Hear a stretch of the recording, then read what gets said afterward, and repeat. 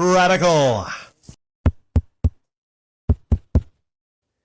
So there's a media watchdog group, GLAD, amongst many other groups that are basically trying to cancel Dave Chappelle.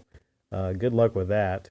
You know, they're trying to reach out to Netflix, and GLAD said in a statement that Netflix was violating its own policy to reject programs that incite hate or violence, and anti-LGBTQ content does just that.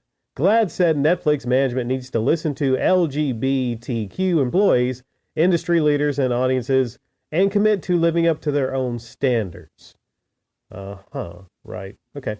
So here's the deal. Dave Chappelle, in his last couple specials, has basically told a lot of jokes, and he has been labeled a transphobe and transphobic for telling a lot of jokes about gay individuals and specifically transphobic individuals. You know, there was one line that I loved where he talked about how Bruce Jenner was Woman of the Year in a special. Bruce Jenner. sorry. I'm losing it here. Bruce Jenner. We know Caitlyn Jenner. Caitlyn Jenner was picked years back as the greatest woman or Woman of the Year. And he said, imagine, if Eminem was chosen as Black Person of the Year. There'd be people like, what the fuck's going on here? And, she was like, she didn't even have any periods. Imagine that. Woman of the Year, no periods. Jokes like that are fucking funny, okay? Maybe I'm missing something here. He's a comedian. Isn't it the job of a comedian to make people laugh?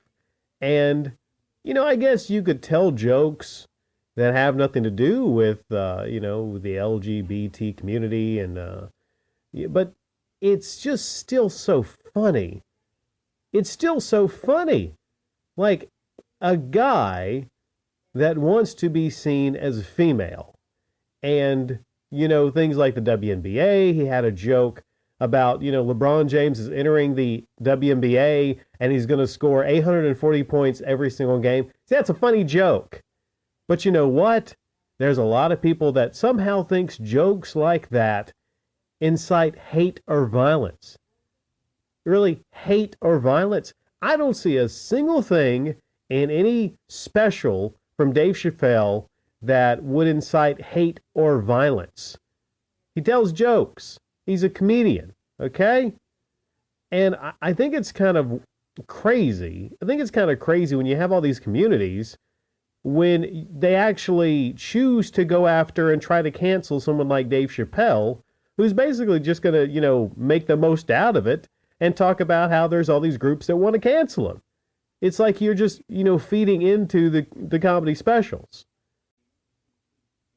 Now, there was a transgender Netflix employee that was tweeting in opposition to the special, and she was allegedly suspended from the company, but then they say she was not removed. Here's the thing, if you work for a company and they have a deal, a $80 million deal, then probably not the smartest move to tweet in opposition to that special. Now, they say that they don't mind people having their own opinions, but probably not the best move for you. And I think it actually just shows that it was successful. If your job as a comedian is to push boundaries and to push against this new norm, this insane norm, and I love what he said, how basically it's somehow easier to change your gender now if you're Bruce Jenner than it is for Cassius Clay to change his name. It was a brilliant line. So many people in the audience applauded that. And I think that's really what gets on the nerves of these transgender people. I think it's what it is. It's not that he's, having dangerous content. It's that people in the audience are applauding and they're laughing at the points that he's making. That's what it is. That's all it is. We live in a time right now where it just seems bonkers to actually look at someone like Bruce Jenner that just seems to just change on a whim, put on a wig and a dress, and now they're Caitlyn Jenner. Like I'm supposed to, and I'm a straight white male, so I'm in enemy number one. So I'm supposed to just play along in your little fantasy. Is that what I'm supposed to do? Now, I'm not saying that you can't, feel free and do whatever you want to do. But I can't even joke. We can't even joke and tell jokes about how funny it is.